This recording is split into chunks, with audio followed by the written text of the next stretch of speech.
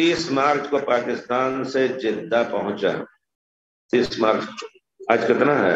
April ہے. 30 مارچ پہنچا عمرہ کے لیے. 8 اپریل تک مکہ میں ہوں. کیا میں مکہ مسجد الحرام میں نماز قصر پڑھنی چاہیے؟ محمد زبیر خان صاحب، دیکھیے آپ امام کے پیچھے جہاں کہیں بھی پڑھیں، آپ مسافر بھی ہوں تو صحیح ہے کہ مقیم امام کے پیچھے آپ کو اقتدا کر کے 4 رکعت پڑھنی ہے.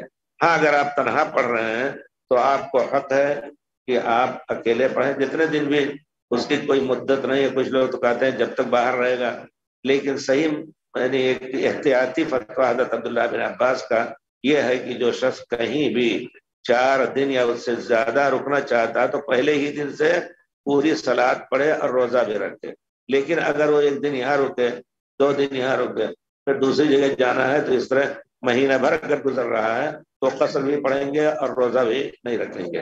تو اب آپ کے بارے میں یہ کہنا ہے کہ آپ پہنچے یہاں 8 اپریل تک مکے میں ہوں، تو گویا آپ پوری صلات پڑھیں، اور یوں ہی اکیلے بھی پڑھیں تب بھی پوری صلات پڑھیں. اگر امام کے پیچھے پڑھنی ہے تو پوری نماز پڑھنی ہے انشاءاللہ، قصر نہیں پڑھنی ہے. خان صاحب ذرا خیال کیجیے گا.